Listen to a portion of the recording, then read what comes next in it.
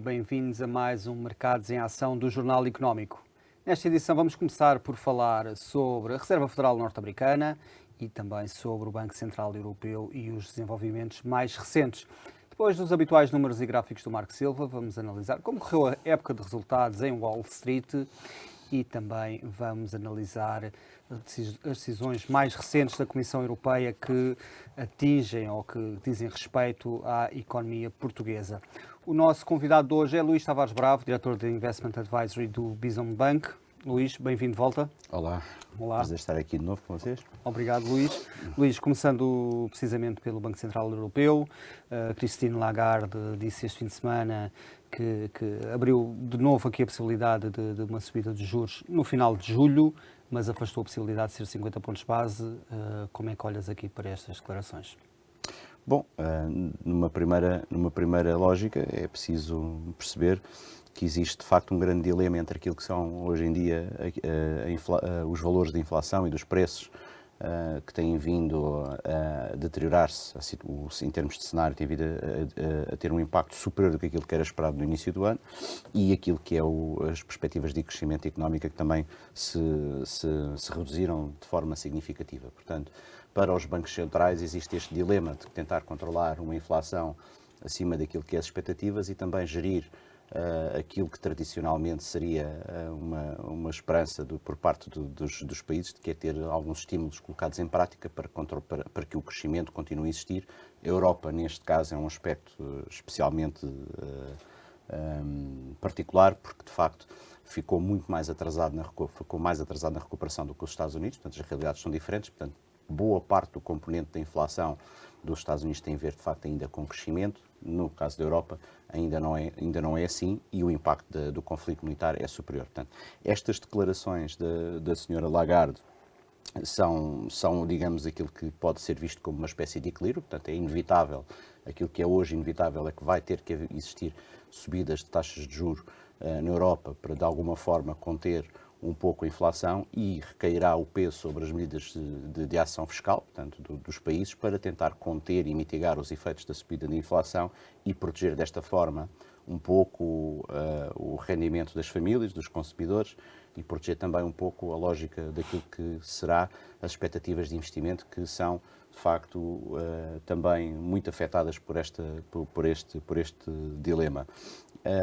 É inevitável o impacto que isto vai ter, sobretudo para países, uma nota final, para países mais periféricos, como é o caso de Portugal, que têm dívidas elevadas, têm rendimentos médios em torno dos 1.100 euros, portanto, onde as famílias, portanto, deverão ver afetados os seus rendimentos, e também porque estão muito expostas a setores como o turismo, que são por si também dependentes daquilo que são os animal spirits consumidores dos principais parceiros, portanto, na Europa. Luís, e achas que é possível a Europa fugir a uma recessão ou eventualmente uma estagflação?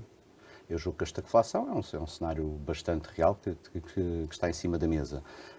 A recessão, eu diria barely, digamos, acho que se escapar será um pouco pelos pingos da chuva, é a ideia que neste momento nós podemos percepcionar, porque existe de facto uma grande incerteza relativamente quer à manutenção do impacto dos níveis elevados de inflação que existem neste momento na Europa, que é totalmente diferente, diria eu, portanto são muito mais afetados que outros países, nos preços de bens alimentares, no consumo, e também porque existe, portanto, uma menor capacidade de prever o impacto total das sanções que estão a ser aplicadas, por exemplo, no conflito da Rússia. Mesmo que a guerra terminasse amanhã, nós teríamos ainda que avaliar o impacto, porque parece ser impossível que de um dia para o outro a Europa também começasse a comprar gás e petróleo à Rússia como comprava antes, e isso já é uma certeza que vai ficar independentemente do que acontecer no conflito.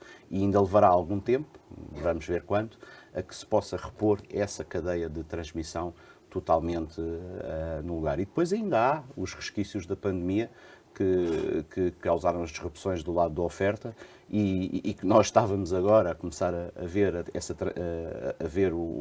reduzida, e que se acentuou um pouco também com esta escalada militar. Portanto, para responder concretamente, sim, o cenário de estagflação é um cenário que está em cima da mesa. A recessão é possível, embora creio que é mais provável um abrandamento acentuado do que uma recessão.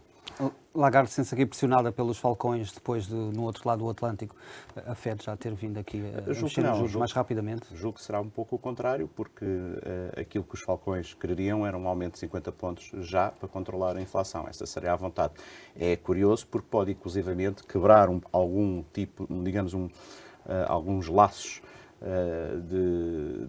de coordenação dentro da Europa. Julgo que pode haver aqui alguma clivagem entre os países que preferirão manter alguma... por exemplo, Portugal incluirá-se nesse porque tem níveis de inflação mais reduzidos, porque tem menos dependência energética decorrente do conflito. E os países que, de facto, precisam que as taxas subam para controlar o dinheiro. O que vai existir, sem dúvida, é taxas de juros positivas, que é algo que nós não tínhamos até aqui. Luís, mas outra questão importante é as taxas de juros positivas irão afetar, aliás, já estão a afetar a questão da dívida pública. E eu acho que esse é o elefante branco, ou o elefante no meio da sala. E o que está a acontecer é que não se fala, não se resolve a questão da dívida pública, ou seja, estava previsto um programa específico para a dívida pública europeia, mas ele ficou para já ainda nos cadernos de rascunho, porque ainda não se sabe se vai haver um programa, isto para impedir que as taxas de juros subam desalmadamente, não é? Os prémios de risco, neste caso. Os prémios de risco. Não é? Sim. Como é que tu vês essa situação e se vai haver clivagem de novo ou não em relação aos países do Norte? Parece-me certo que aquilo que nós podemos verificar, há uma expressão muito utilizada que tem a ver com a figura de termos os países europeus a dançar sobre países europeus e sobre aqui, Portugal é um caso paradigmático, de dançar sobre um vulcão de riscos adormecidos. Nós tivemos a pandemia que foi cara em termos de produção de dívida, e não foi produção de dívida para estimular a economia, portanto, aquilo que se gastou em termos públicos para segurar as economias europeias foram essencialmente uma espécie de seguro, porque foi para manter as pessoas em casa, foi para manter as pessoas a não produzir, digamos assim, mas para manter a coesão social. E neste momento, à entrada desta nova crise, a maior parte dos países, pelo menos os de risco, aqueles que estão sempre na linha de tiro, como é o caso de Portugal, têm maior dívida em estoque, portanto, têm valor, mesmo que não tenham em termos de PIB, têm maior estoque de dívida do que tinham à entrada, por exemplo, da crise da situação da pandemia ou da crise das dívidas. Portanto, essa é mais clara. Mas para dizer o seguinte, que claramente vai acabar-se o programa de estímulos, todo o arsenal vai ser colocado ou vai ser posicionado mais para as políticas fiscais dos países, e há países que estão muito condicionados fiscalmente por todo este histórico para trás de responder por si. Não foi aproveitado em alguns casos a possibilidade, quando houve uma era de taxas de juros muito baixas, de utilizar dinheiros públicos para fazer investimento, para produzir crescimento futuro, e, portanto, isso será ainda mais difícil de o fazer nesta fase, porque esse dinheiro fiscal vai ter que ser utilizado para fazer alguma espécie de resposta para manter novamente alguma coesão social. A nível europeu, eu julgo que tradicionalmente a Europa, em cima do soar da corneta, costuma colocar algumas armas em cima da mesa e acaba por conseguir mitigar alguns aspectos. Creio que desta vez poderá ser mais complicado, porque haverá esse debate norte-sul outra vez em cima da mesa. Creio que o Sr. Macron já veio falar outra vez na Europa a 2 ou 3 velocidades. Vamos ver até que forma é que isto poderá afetar a coesão financeira dos países, e até que ponto é que a Europa poderá ou não suportar esse custo novamente com um enorme pacote fiscal. Julgo que haverá maior coesão, mas vai levar tempo até esse ser colocado em prática, portanto levará sempre algum tempo até se encontrar alternativas a estas soluções de energia que estavam dependentes. E achas que neste momento nos Estados Unidos a Fed já tem um caminho pelo menos mais claro nos próximos meses? A Reserva Federal tem as suas... 2, 3 subidas de meio ponto, nível neutral no final do ano, eventualmente já se fala inclusive que pode atingir 4% de juros fazer o overshooting, mas está pelo menos mais definido do que há um mês. Eu diria que a variável nos Estados Unidos tem a ver com agarrar o controle sobre a inflação. Neste momento, claramente o sentido é para cima, mas também existem expectativas de que a inflação está a ter impacto sobre o crescimento, e aquilo que nós podemos ver para a entrada do outono é que, a partir do momento em que esse controle sobre a inflação possa existir, que é aquilo que alguns analistas apontam, que pode estar controlada com um valor em torno desses, no intervalo que tu referiste, que possa abandonar o discurso mais hawkish e, portanto, adoptar outra vez não de colocar estímulos, mas de manter a política monetária, de a manter estabilizada. E isso pode estimular outra vez um pouco o crescimento, se sentir que isso existe. De qualquer forma, tudo igual, considerando tudo igual, eu diria que os Estados Unidos para o ano ainda vão ver, provavelmente, há mais alguma normalização monetária, seja de 50 pontos ou um pouco mais acima do que isso. Luís, obrigado. Vamos agora para um breve intervalo e regressamos já.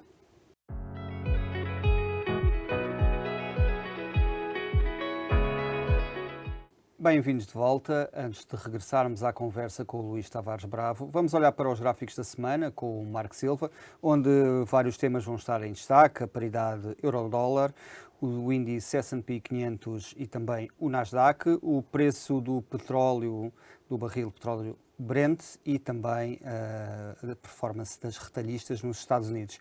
Marco. Obrigado, André. A semana passada foi uma história com duas shorts em vários pontos. O primeiro podemos ver aqui claramente que as tecnológicas continuaram a estar sob forte pressão vendedora. Apple e Google dominaram as quedas, enquanto o setor retalhista, Walmart, Costco, Target, tiveram quedas substanciais devido ao impacto que a inflação está a ter nas margens do lucro. E depois também outras empresas ligadas ao consumo defensivo, como a Coca-Cola, Pepsi, Procter & Gamble, por exemplo, ao passo que as empresas ligadas à saúde tiveram um comportamento positivo, até melhor do que as empresas energéticas. Em relação ao resto do mundo, esta é outra história. O resto do mundo esteve bastante melhor do que os Estados Unidos. A Europa, nomeadamente, não sentiu tanta pressão vendedora, aliás, conseguiu valorizar na semana. Destaque aqui para a Petrobras e para a Vale, que valorizaram mais de 6% a semana passada. E aqui nestes mapas podemos ver claramente aqui Europa e mercados desenvolvidos com ganhos a semana passada, enquanto Wall Street teve perdas mais vincadas no Nasdaq. Em relação aos gráficos, podemos ver aqui o primeiro gráfico, o euro-dólar, semanal, e podemos ver esta linha laranja, que é uma linha que funcionou como suporte e que agora vai funcionar e já funcionou como resistência. Podemos ver aqui em abril que tocou na linha e voltou para trás, mas antes disso tinha servido como suporte. Aqui duas vezes, tocou na linha e foi para cima. Aqui em setembro, novembro de 2020, já cá tinha vindo, bateu e subiu depois. E esta é uma linha de tendência que vem desde 2014 e tem os dois pontos em 2014 e em 2018. Esta linha de tendência é muito importante. Se não for reconquistada em breve, então poderemos ter aqui o caminho aberto para a paridade no euro-dólar. Depois, o S&P 500, nós já falámos desta linha também laranja, que foi quebrada em baixa, e agora esta que está nos 3.970 pontos é uma zona bastante importante que tem que ser conquistada a nível semanal para termos aqui um rebound mais significativo e não aquela ameaça da semana passada. Depois o Nasdaq, também num gráfico que já trouxemos aqui, estas linhas que têm vindo a dominar e a condicionar o movimento, que eu antecipo possa levar o Nasdaq até aos 8.000 pontos ou um pouco abaixo disso. A semana passada conseguiu fechar acima da linha verde, o que foi muito importante, mas a parte de cima encontrou resistência na linha vermelha, que é a linha mediana. Abaixo disso é fortemente negativo, bearish. Portanto, vamos ver se esta semana consegue conquistar ou continua o caminho descendente. Por fim, o Brent, o petróleo, continuou a valorizar. nos últimos dias e tem a resistência no sentido de $18 neste momento por barril. Vamos ver se atinge e volta para trás ou se vai revisitar os máximos de 130 e poucos dólares. É tudo, André. Marco, obrigado. Luís, olhando para os resultados do Wall Street, resultados trimestrais, o que é que destacarias aqui pela positiva e pela negativa, tanto em termos de setores como de cotadas? Sim, bom, a época de resultados não trouxe grandes novidades em termos daquilo que é a superação face àquilo que eram as estimativas iniciais do mercado, e até ficou ligeiramente, ou seja, o número de empresas que apresentaram resultados mais do que o esperado, em média até acabou por ser acima da média dos 60% histórica ligada ao S&P. A grande novidade aqui, eu julgo que era de facto aquilo que era mais importante reter numa fase destas de grande inversão do ciclo, era perceber até que ponto é que as revisões para o resto do ano, portanto aquilo que é o looking forward, ia significar. E aí sim, portanto, nós vimos que, excluindo o setor da energia, que de facto apresentaram todos resultados extraordinários, aquilo que são as estimativas em termos de resultados para o final do ano até acabaram por ser ligeiramente negativos. Isto depois depende também dos consensos que se utilizam, mas em média a maior parte das empresas acabou por rever um pouco em baixo as suas estimativas para o final do ano. E os analistas agiram em conformidade com isto e, portanto, neste momento nós temos vindo a ver algumas avaliações, às vezes algumas delas até bastante agressivas, de redução do valor justo para o índice S&P 500 para o final do ano. E isto tem uma razão de ser, não é? Portanto, a inflação é a palavra de ordem quando se fala sobretudo nos Estados Unidos. Como nós vimos aqui na primeira parte do programa, há razões ligeiramente diferentes daquelas que nos fazem preocupar com o futuro aqui na Europa, mas existe e, portanto, a forma como ela for controlada durante os próximos trimestres vai ser importante. Há a questão das margens, porque rebenta com a questão das margens das empresas, portanto as empresas podem até vender mais, mas depois a capacidade de passar preço é menor e, portanto, têm menores margens de ganho e menores lucros. A subida de taxas faz com que a maior parte destas empresas depois tenham tenham maior impacto nos custos financeiros. Portanto, há uma série de variáveis que impactaram aqui e que vão mexer com o sentimento do mercado nos próximos anos. Aquilo que é interessante verificar é que provavelmente é uma incerteza, apesar de ser uma incerteza que se pode manter provavelmente ainda durante aqui este trimestre, ainda por cima o trimestre do verão, onde há tradicionalmente menores notícias, portanto vamos estar muito focados naquilo que é geopolítica, nas sanções, de quantas subidas de taxa, vamos estar um bocadinho mais focados nisso do que provavelmente às vezes nas notícias corporativas. Provavelmente aquilo que pode vir a ser uma análise interessante é verificar se o mercado de ações tem vindo a trabalhar sobre níveis que alguns podem considerar que antecipam uma recessão, fala-se uma probabilidade de recessão descontada nos mercados acionistas, que pode ir até 1/3 ou 30% ou acima disso.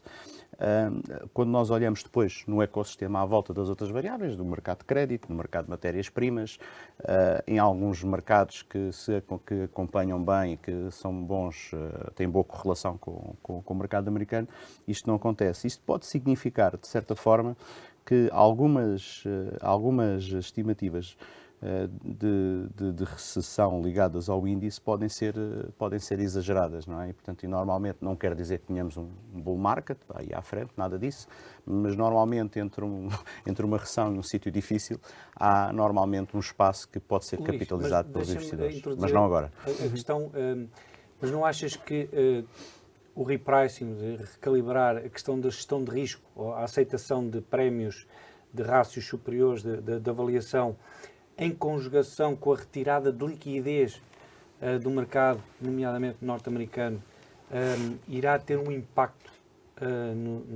nos índices?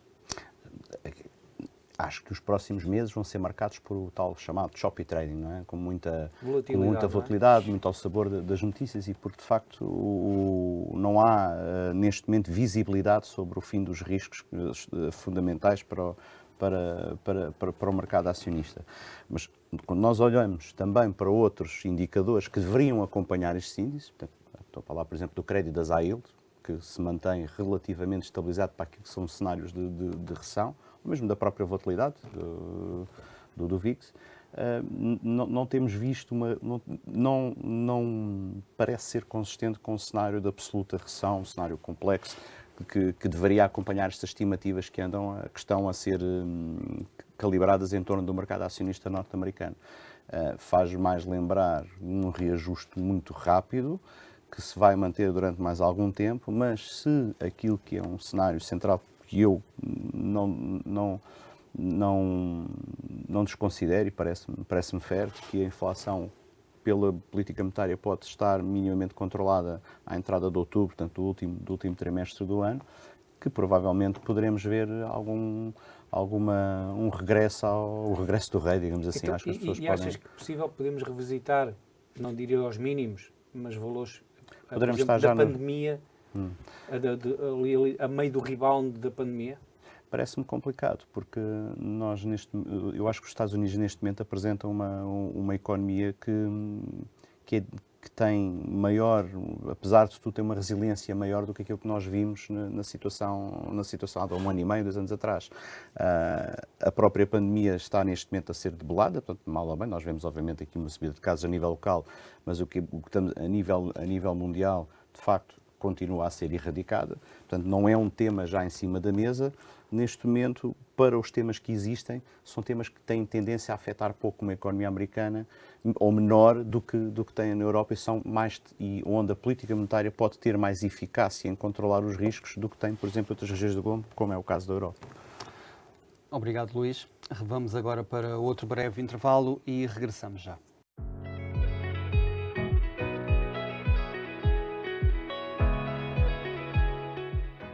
Bem-vindos de volta para a terceira e última parte do Mercados em Ação.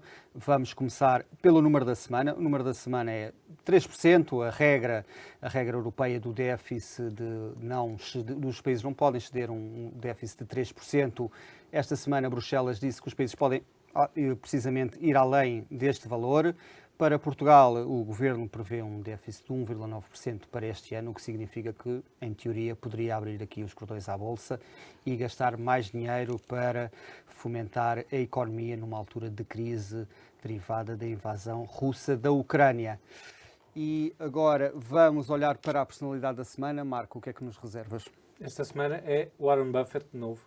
Saíram recentemente as movimentações no portfólio gerido por ele, na empresa que ele é CEO, e o Warren Buffett continua a ser o bastião do investimento. Ao longo de décadas consegue trazer retornos muito elevados, superiores ao S&P 500, em dobro geralmente, e é diferente dos outros gestores de fundos, porque os gestores de fundos ou se centram no nicho de mercado, ou então estão em todo o mercado. Warren Buffett e tem sucessos ocasionais. Nenhum tem a performance de Warren Buffett ao longo dos tempos. E Warren Buffett investe em empresas específicas, onde também tem mais riscos específicos, não é? Portanto, se eu comprar 10 empresas, é diferente do que eu comprar um índice inteiro. E neste momento continua a investir forte na economia e tem um grande problema, porque parece que não, mas quando se tem mais de 100 mil milhões para investir, é um problema para dar retorno aos acionistas. Não é como ter 1.000 milhões ou 100 mil milhões. Isso é fácil de ter um retorno elevado. Quando se tem 100 mil milhões, é complicado arranjar locais para se investir com retornos de 20% ao ano, por exemplo. Obrigado, Marco. Luís, olhando aqui para estas novidades da Comissão Europeia, faz sentido manter esta regra suspensa este ano? Sim, não? O que é que pensas que este ano e em 2023 vem em linha com... Sim, são boas notícias para Portugal? Faz sentido? São boas e não são boas. Assim, por um lado faz sentido, óbvio, faz todo o sentido, no sentido daquilo que falámos aqui anteriormente, que neste momento, não havendo grande margem para a política monetária, tem que ser a resposta tem que vir do lado da política fiscal e, portanto, isso confere a margem de manobra para os governos usarem os seus balanços fiscais, portanto, os impostos, para apoiar as pessoas a contrariar a perca de poder de compra. Agora, por outro lado, é perigoso, é uma dança perigosa, como eu costumo dizer, por um vulcão, porque há riscos que estão muito adormecidos e que têm a ver com os endividamentos das economias. Não é só o caso de Portugal, mas Portugal é um dos casos específicos, que são dívidas que em valor nominal são bastante mais elevadas do que havia antes da entrada da pandemia. Foi dinheiro que foi colocado em resposta a uma crise sanitária, portanto não era colocada como estímulo à economia e que agora inevitavelmente vai ter prémios de risco superiores porque as taxas de juros vão subir. As economias e os países europeus que conseguiram durante esse tempo também investir, colocar investimento público para gerar crescimento económico, pois terão maior capacidade de resiliência durante os próximos anos. As que não o fizeram, como Portugal não o fez, como seria desejado, vão ter menor capacidade de resiliência e o debate sobre as dívidas públicas vai outra vez aparecer ao de cima do espaço mediático. Luís, achas que isso dará aso a um PRR versão melhorada a nível global, a nível europeu? E achas que Portugal terá capacidade para criar mais investimento sustentável e eficaz, para além do... Porque o PRR basicamente é investir no Estado. Pouco ou nada tem em termos... Essa ia ser a minha resposta. É que para já era preciso começar a implementar o primeiro e o primeiro não chega à rua. Portanto, essa é a grande crítica que sempre foi feita. Portanto, não se consegue explicar a um senhor que tem uma pequena mercearia ou um pequeno negócio como é que ele vai buscar dinheiro do PRR para inovar ou para entrar... Vou falar do helicóptero e da bazuca, mas certo, não... portanto, essa é a primeira coisa. É preciso implementar isso primeiro. Depois eu julgo que foi também, está também anunciado o programa de transição de energia, portanto, que a União Europeia quer acelerar fortemente para energias renováveis e há uma movimentação estratégica dos interesses europeus que pode beneficiar Portugal e Espanha. Portanto, neste momento deixamos de falar da expansão da Europa a leste tanto como se falava aqui há uns anos atrás e o eixo atlântico passa a ser outra vez uma coisa importante, e o norte da África como pontos alternativos. Isso pode também trazer muito investimento, pode trazer também muita gente para cá em programas de Golden Visa e, portanto, que trazem investimento atrelado. Há uma série de fatores que podem ser positivos para a Península Ibérica. Então, e achas que estamos numa altura em que poderíamos discorrer, ou os nossos governantes podiam discorrer, que seria um momento propício para voltar a fomentar o mercado de capitais e captar investimento, nomeadamente fundos de risco, para que investam na economia? Há um enorme déficit de recapitalização da economia europeia, não é só a portuguesa, mas Portugal seria daquelas economias, julgo eu, mas isto é uma opinião já pessoal minha, que precisaria de ter um programa estratégico de recapitalização da economia e, obviamente, com toda a verticalidade que o processo tem. Só sermos o sítio onde se fazem as festas das startups parece-me pouco. Olhando agora para o caso de Warren Buffett e no momento em que as criptomoedas têm vindo a registrar quedas, este é um bom exemplo, Warren Buffett e a sua carteira de investimentos é um bom exemplo para os investidores neste momento? Warren Buffett é um bom exemplo há décadas, portanto nós acompanhamos há muitos anos. A moeda digital, portanto, é um mercado imenso que oferece imensas possibilidades, mas também tem imensos riscos ligados à regulação. Portanto, assim que desde que digamos, é um bom tema há 5, 10 anos, claro que vai ser inevitável para toda a indústria financeira e não só. Mas ainda tem trabalho de regulação a ser feito, portanto... Tem que se reestruturar também, não é? Exatamente, diria que sim. O negócio de levantar dinheiro por tudo e mais alguma coisa em cripto era bom demais para ser verdade, não é? Sim, é como tudo o que é novo, há sempre uma série de neblina, retirando depois essa neblina acaba por ficar aquilo que é o valor estrutural de uma inovação, é como em tudo, portanto acho que sim. Mas achas que existe espaço para o crescimento de, não diria só moedas digitais, mas ativos digitais, nomeadamente também para o setor empresarial? Existe algum levantamento, por exemplo, nomeadamente tokens de empresas para criar produtos, ou que depois são convertíveis em ações? Isso é um mundo que ainda está por explorar e que pode estar em paralelo com outro tipo de moedas de governos, por exemplo, e cripto, e que ainda está no seu início? Há duas coisas, não é? Portanto, há coisas que referiste que eu acho que já existem, portanto, de uma forma desorganizada, não regulada, já vem existindo, mas esse é de facto o problema. Depois há aquilo que é o potencial tremendo que as moedas digitais e todos os ativos que são transacionados delas conferem. Portanto, parece-me inevitável que o mundo caminhe para um momento muito mais digital e, portanto, acho que sim, todos os ativos vão acabar por ter algum tipo de angariação através destas novas formas de moedas. Julgo também é que estas moedas não vão todas operar ou sobreviver da forma como existem hoje. Portanto, eu também não tenho os conhecimentos totais sobre todas as moedas, mas aquelas que parecem existir já uma ou duas que são bastante reconhecidas, que têm conseguido ter um bom caminho, é Ethereum, Bitcoin, depois há uma série de outras elas, umas que fazem o pega ao dólar, há uma série delas, e há depois todos os contratos, NFTs, todos os ativos que são transacionados dentro desse mundo. Dentro disto, combinar isto com regulação para que possa ser reconhecido algum valor fundamental. Portanto, ontem até o Presidente Lagarde dizia que não tinha valor nenhum algumas destas moedas, mas depois o euro digital já tinha algum valor fundamental. Portanto, a partir do momento em que exista um ecossistema regulado e aceite e que seja devidamente validado e com diligence, porque há também muitas coisas que estão associadas a este novo mundo digital, pois obviamente que será, digamos, substituirá um conceito tradicional. E deixa-me uma pergunta rápida. Achas crível que os governos aceitem perder o poder enorme que têm de controlar a massa monetária e o dinheiro vai, entre aspas, assim de uma forma tão leviana? Que esse é um dos problemas que, por exemplo, Warren Buffett também falava, que não vê como é que é possível que os governos aceitem dar, por exemplo, o controle da massa monetária de uma forma desorganizada.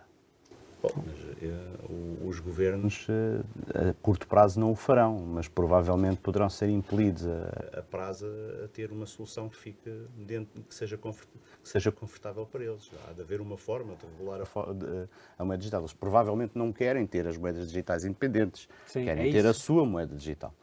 É isso que eu pergunto. Achas crível que aceitem que exista, por exemplo, uma Bitcoin seja o standard de moeda mundial? Acho difícil que aconteça, mas quer dizer, já é uma resposta altamente especulativa para dar neste momento. Agora, há de ter o seu lugar, não é? A Bitcoin claro. Há de ter o seu lugar. Como hão de ter, provavelmente, todas as moedas digitais e controladas essas sim pelos governos. Estas moedas como a Bitcoin também nasceram como uma necessidade de alguns países onde não existia fidelização de uma moeda estável de poderem transacionar e de tirar dinheiro do país e ter alguma estabilidade. Portanto, os países onde estas moedas forem mais fracas, pode haver uma moeda destas que seja reconhecida. Aliás, a Bitcoin já é reconhecida em alguns países, independentemente da qualidade da democracia nesses países. Agora, em países muito mais sistematizados, Estados Unidos, China, Europa, será mais difícil. Portanto, tenderão a ter a sua própria moeda para ter o seu próprio sistema monetário ou digital, como assim entenderem, devidamente dentro do seu próprio ecossistema, diria eu, mas isto é tudo muito especulativo nesta fase do campeonato. Daqui a 10 anos vamos saber de certeza o que é. Luís, obrigado por teres aceito o convite. Até uma próxima oportunidade. Marco, obrigado. Até para a semana. Veja ou reveja esta e outras edições no site e nas redes sociais do Jornal Económico. Ouça também a versão em podcast disponível nas principais plataformas de streaming. Chegamos ao fim de mais um Mercados em Ação. Boa semana e bons negócios.